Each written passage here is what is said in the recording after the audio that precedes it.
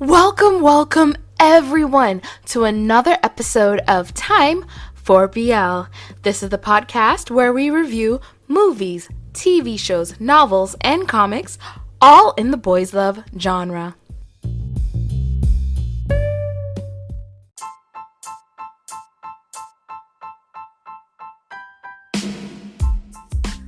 Ladies and gentlemen, welcome to another week of KinnPorsche the series. Last we left our couple, there was a whole situation where Porsche was drugged and Kinn apparently doesn't know how to recognize that, hey, he can't consent. I shouldn't do this. We also find out that Vegas is a rapist. And Kim suspects Porsche something. So he's decided to tutor Porsche as a way of keeping track of the family. Yay, let's get into this week's episode. I'm excited to see where it goes from here. Based on what I saw with some of the things said on Twitter that I accidentally read, this is going to change Porsche's personality completely. And here's the thing, a lot of people are like, he's going to become darker. See, all the good, goofy Porsche is going to be gone. And I'm just like, good. Maybe it's the wannabe gangster in me, I don't know. Or maybe because like he was essentially raped, so I'm cool with this. Him being darker about it. I'd be darker about it too. But I'm really excited to see where this goes. I'm really excited. Like, everything is still amazing, and they have woken up in bed. Well, Kinn has woken up. Porsche is asleep in bed. Let's get watching. Porsche's awake too. Oh, Porsche probably remembers what happened. Yep, he asked what happened. You were drugged, so I took advantage of the situation because I'm already attracted to you. I got there in time to take advantage of you. Oh, how kind of you, Mr. Kinn. One day off after finding out that I was drugged. Thank you so much. You are such a giving leader. Because he's not taking... I'm sorry, I'm going to stop with the jokes now. Okay, I don't know if it's me, my TV, or if it really is just no music in the background whatsoever, and they were just focusing on like the just the shower dropper shower water falling on him. But to me, that was like a really nice little shot of him like leaning against the shower with the water just dropping on him, that was like just beautiful to show how he feels. Instead of using rain, they use the shower. Theory of love. Like, what exactly is Kim up to? I almost called him Jeff. What exactly is Kim up to? Daddy is not stupid. Daddy knows something's up. I shouldn't be calling him Daddy. Papa knows something's up. Exactly. You did not have time.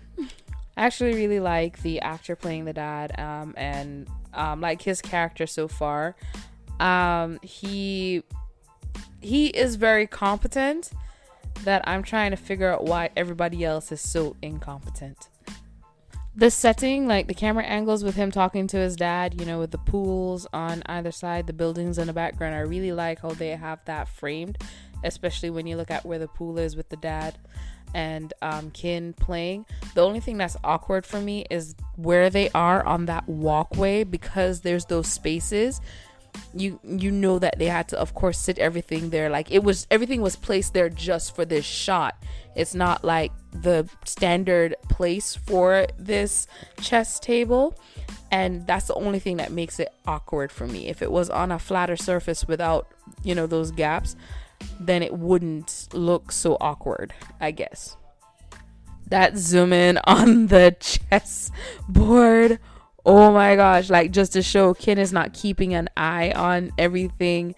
He's not seeing everything. Oh, yo, that was awesome. That shot was awesome. And of course, like, letting him know there's a threat out there. We have to be careful. We have to be on our toes because we don't want it to happen again. Like, oh, all of this dialogue, everything is just so good. Like, mwah, awesome.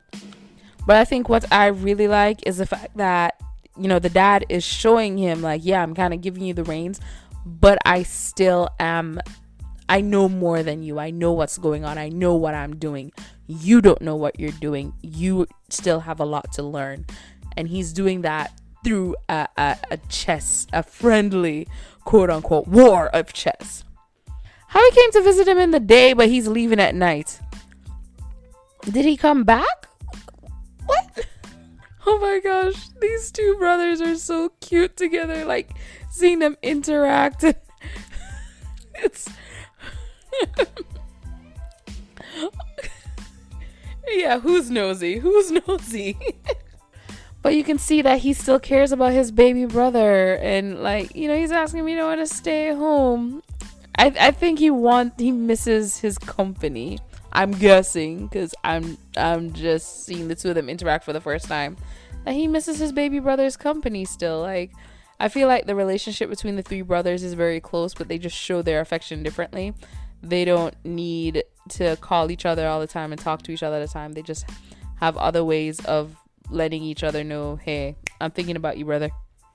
Might as well just put something across the screen. The next day. Oh gosh, crawl back and forth 1,000. Okay, so I want to quickly talk about Perth and what I love that they did with him in this KinnPorsche and in Cutie Pie the series, because he's my only ray of light in that for the most part, and versus my engineer the series, the first time I ever saw him. So what I like that they did with KinnPorsche and with Cutie Pie is they made him obviously like someone who is Thai but grew up in a foreign country, and because of that he switches back and forth when he's talking to people, English Thai, and I like that they did that, because my engineer of the series didn't do it. He was just a mixed Thai kid who spoke English with his mom, whose English was her second language, and they both spoke with different accents, which did make me chuckle a bit. And then Thai with his dad, and with his friends it was basically just straight Thai.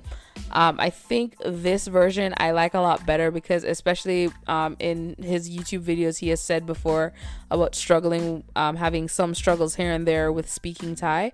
So I think doing it this way really shows him in a more natural state, which I think makes it easier. I don't know for real. I would have to watch some more of his YouTube videos to see if he agrees with this, but I think it makes it easier for him to connect with the characters that he's playing, because these are supporting characters, but he does very well in the supporting character role. He is a really good actor, and I really like him in this as Ken versus I can't remember his character in Cutie Pie the series. I prefer him in this as Ken, and I love like seeing him being able to express himself in English, maybe in ways that he might find harder to express himself in Thai, like him going, "Are you fucking dumb, bro?" Like I think him saying that in English and really seeing him like express that in English made it more natural, and to me felt like, yeah, that's the character Ken, and that's also a bit of Perth in there where he can feel comfortable in the role and everything just flows seamlessly for him. Or maybe I'm just reading too much into it. The fearless leader who sleeps with his drugged employees. Oh my gosh.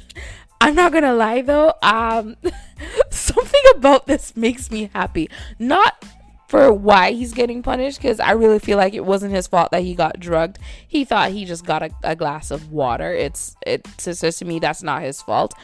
But I'm looking at this, I'm going, Why didn't they do this in the beginning? Like from the start, when he got drunk, he should have been doing this. This is what should have been happening when he got drunk at that party, and Kin almost got offed for that, almost got killed for that. So like, it's just coming too late for me, because I just feel like this should have been started early on. But for the reason of getting drugged, I just don't see that as his fault. I can't blame the victim in that. So him getting punished for being drugged is ridiculous to me. But why didn't they do this when he got drunk? That's when this should have happened. And that's the next thing. Like, for me, Kin went and wanted to talk to Porsche about the kiss, but he hasn't talked to Porsche about the sex. And that definitely should have been a conversation between them. Like, and it he's now just suffering in silence with everything going on. Yo, I was really sitting here like, Kun did what? Like, because I'm like, my Kun did that? Yo, Pete really scared me. Pete is so naive. I mean, I guess he got lucky. He got Kun. He didn't get drugged at a party. Like, I'm really sitting here like, oh, Pete relates to this. He's going to have someone he can confide in. And it turns out the whole family has come. But yay, Kun is still good. Yo, the way I want to slap Kin across the face, like that look he's giving, like, oh, that's all you wanted to ask me? Like, seriously, there's a conversation that y'all should have had that you didn't have. And then now you're just bringing in this other guy to what? Like, forget that you screwed your employee? Is that what you're trying to do? Like, slappable face syndrome is what he has right now. Yes, Kun is the one that I would want to be the bodyguard of. Like, he is just so much fun and so sweet and just awesome, and a fashionista. I love him so much. I guess this is the obligatory, like, let me see if I can still be with a woman kind of scene that happens like all the time when someone ends up with I think the best example is Tarn Type, when I don't even remember who is who anymore. Was it Type? I don't know. Started dating that girl. Guess that's what we're getting. Like, can I still be with a woman? How do I feel? Memories are rushing into my head.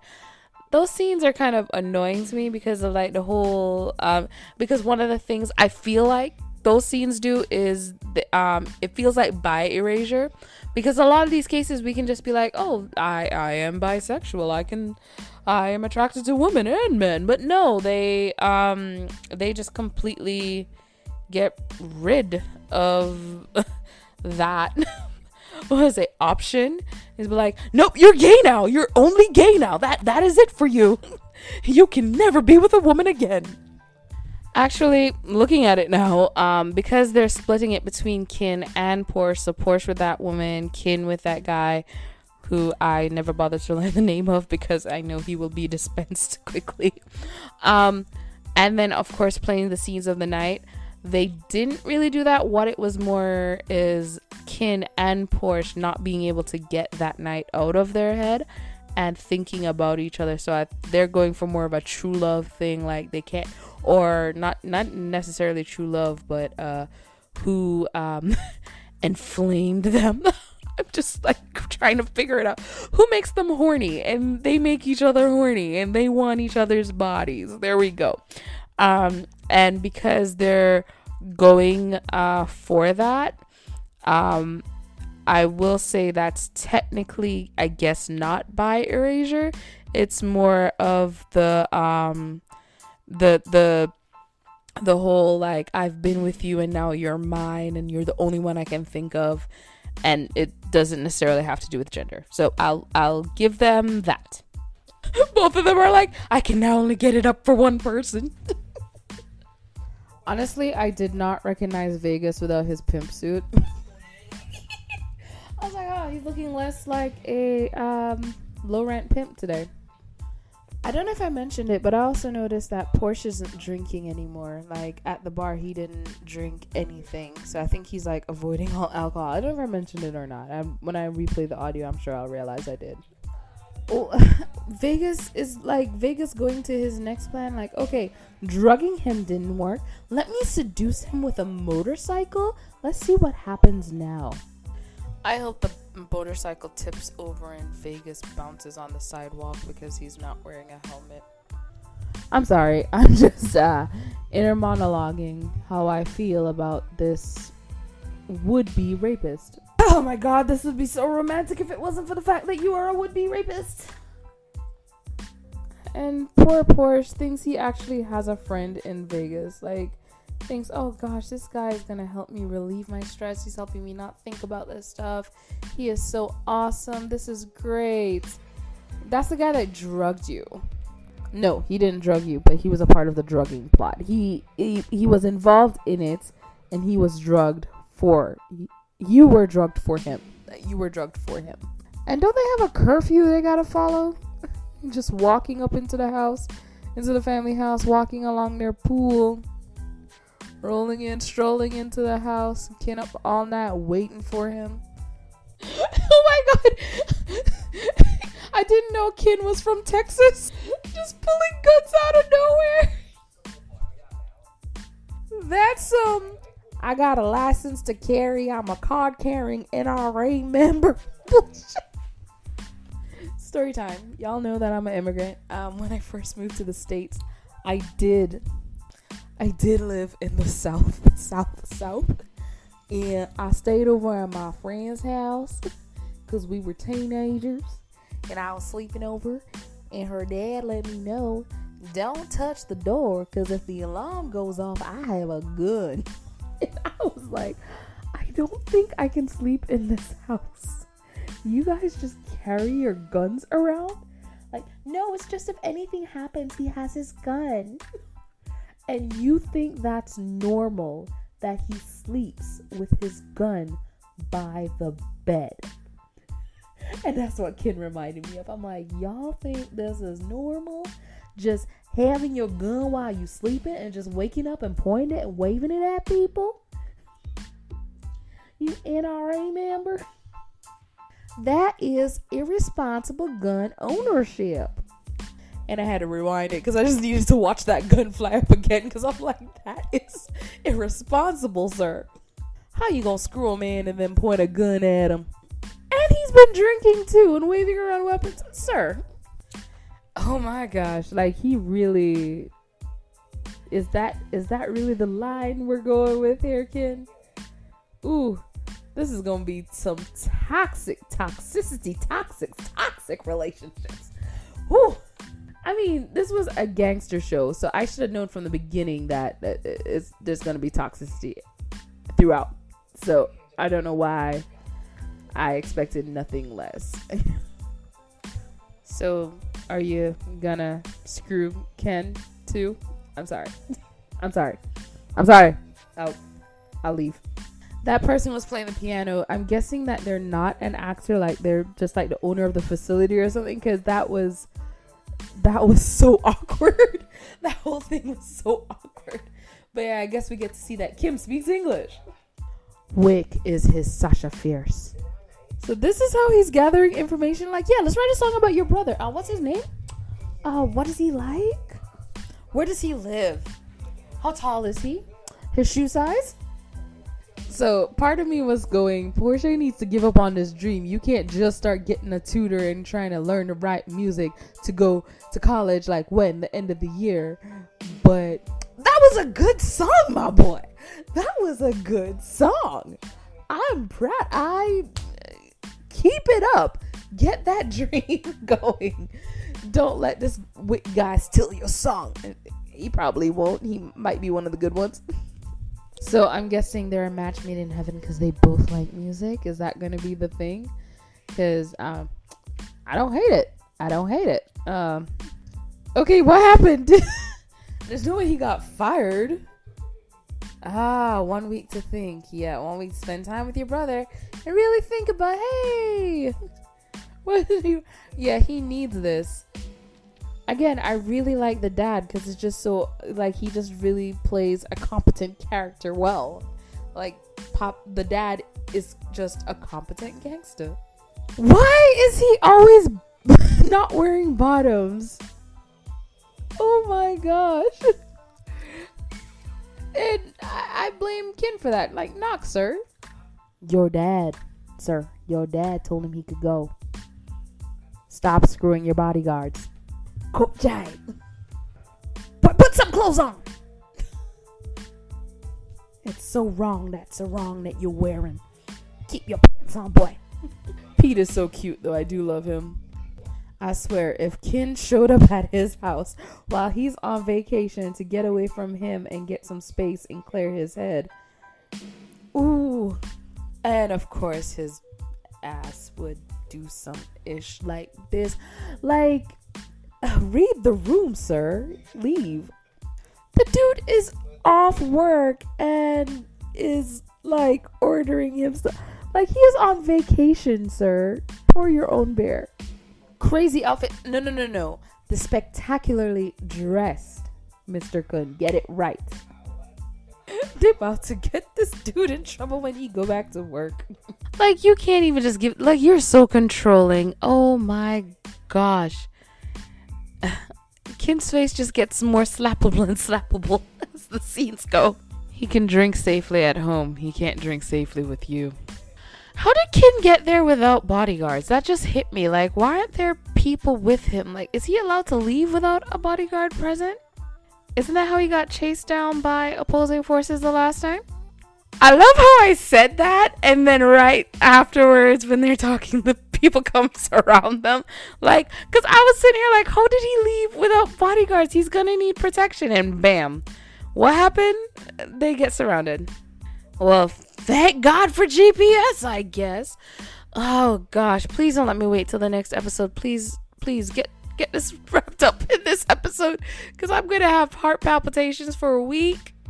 So the driver they have driving the Jeep stands out to me, and the reason why he stands out to me is I'm wondering if they actually hired someone to be like a stunt driver, which is a really good thing. Let's give stuntmen jobs. I can't stand actors who are like, and I did my own stunts. Like, stuntmen and women exist for a reason. Stunt actors exist for a reason. Why do it when they can do the job? So yeah, like, if they hire a stunt actor for that, because that's awesome. Oh my god, that bike crashed. Did Big get hurt again? What, his leg this time? Big needs a new job. Is that Ken? Did Ken get hurt this time? Oh my god, the blood bag that they, whatever that was awesome. The timing was perfect. Oh gosh. But I'm not gonna lie, I could tell he was gonna get shot in the head because of how they had it situated in the ski mask thing. Like, I could kind of see the bulge. But oh my gosh, that was so awesome. Oh my god, the track. Oh my god, get on the track. No, don't do this to me. Don't do this to me. Don't do this to me. Show me that they're fine. And also, you're telling me Kin could fight this whole time, but he couldn't fight those guys that were chasing him? Okay, so, because, okay, oh my gosh, I need this to get wrapped up. I cannot wait for the next episode. So, that scene, I can't wait to see them. Hopefully we get to see scenes of them, you know, chained together, walking through the woods, because History 3, I think it was, with the police officer and the criminal. I can't remember their names right now, and I don't care. I see their faces, and I see them walking through the woods, and I see just everything that they did and got closer with, and I'm just like, I'm good with that. But yeah, next episode I'm excited for. It's not a beach episode. It's is this the camping episode? But I am very excited for it. Oh, everybody looks so cool and so well put together. You can stop. I don't need to see y'all getting ready for the do it. yeah, so I'm very excited for the next episode. I cannot wait to see that. I love this episode. Again, really high quality. Everything. This show is just really high quality. I'm glad that we got to see some of, like, if those guys didn't interrupt, it's obvious that Porsche really would have gotten into it with Kinn and let him know, like, this is why I'm questioning working for you. And they would have had to have that conversation. So I'm hoping in the next episode that's what's going to happen. They're going to finally have that conversation because it needs to be had. And if it is that Porsche is experiencing attraction or disgust, he needs to be able to have that conversation so he can get to that point. We all know it's going to be attraction because it is a BL and we know where the story is going. But let's say we didn't know where the story was going. He needs to have that conversation with Kinn. They need to talk about what happened. They need to talk about the whole situation, because that really, you can tell, really obviously affected him, especially since he was in a situation where he was so vulnerable. Like the kiss he let go because he was like, hey, you kissed me on the pier, I remember now, yeah, you kissed me because you were attracted to me, it's cool. And he was able to let that go. But this is more than a kiss. This is not just a simple I have a crush on you kiss. This is full on as sex, as we know. And he had no control over the situation to stop himself or to really feel like he got to choose what was going on. And he needs to have that conversation. He needs to be able to figure out how he's going to heal from that situation. And obviously he's going to be with Kinn because, again, we know where the story is going. It is a BL. So I hope they have that conversation. I'm guessing them being stuck in the woods is going to be like this whole experience that like makes their relationship stronger. Really makes it really got kids, had to go check to see if somebody was dying or choking to death, whatever it was. They're fine.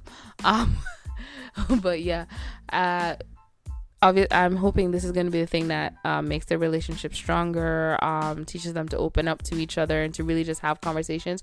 We see Kinn trying to control his mood, of course, like after getting the advice from Pete, and try to change the way he talks to Porsche to be more caring and understanding. And even though he was like, you need to come back now, when he finally went, okay, when are you coming back? He's still in a sense trying to be like wanting to control, like, get back here now, or let me know when you're getting back, you're going to be back on that day.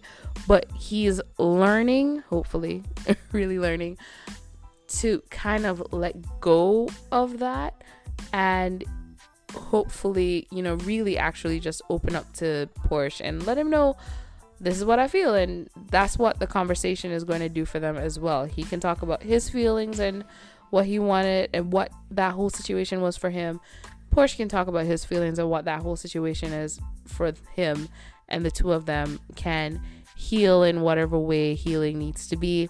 And the more this conversation does not happen, the more angry I feel they're showing that Porsche is going to be, like, because of the whole situation and what it did to him. And then that's going to also make Kinn more angry because they're going to be at odds with each other. And then that's going to leave an opening for Vegas, the person we hate. Because at the end of the day, the whole thing is his fault. If he wasn't interrupted, he would have tried his best to get in there. So only thing I will say, one of the things I was thinking about, with Vegas, he really was fighting back with Vegas, but with Kinn, because he's so comfortable, going back to the last episode, sorry, after he was drugged, with Vegas, he's fighting back. He's doing everything in his power to fight back as much as he can, with this drug in his system. But with Kinn, he's more relaxed because in that moment he trusts Kinn, and Kinn is supposed to be taking care of him. And I think in a way, it could be as well for Porsche that Kinn has betrayed that trust, because he didn't take care of him in the way that would have been proper, but instead took care of him in other methods. So that again goes to them needing to talk about it to heal from it. And also, this is coming from someone who hasn't read the book, so I could be full of it. Anyway, thank you guys so much for listening to another episode of Make Some Time for BL, the KinnPorsche Sunday edition. I guess. I am enjoying making these and enjoying watching the show. The show is still of great quality. Everything is really great so far. I cannot wait to see what they do next with it. I'm very excited. So remember to let me know what you think of these episodes. You can leave a comment on Instagram, on Facebook, on WordPress, because I have that now. And just let me know how you feel about the episodes. What do you think of my possibly wrong views? Oh yeah, on Twitter. I'm on Twitter. I keep forgetting that I'm on Twitter.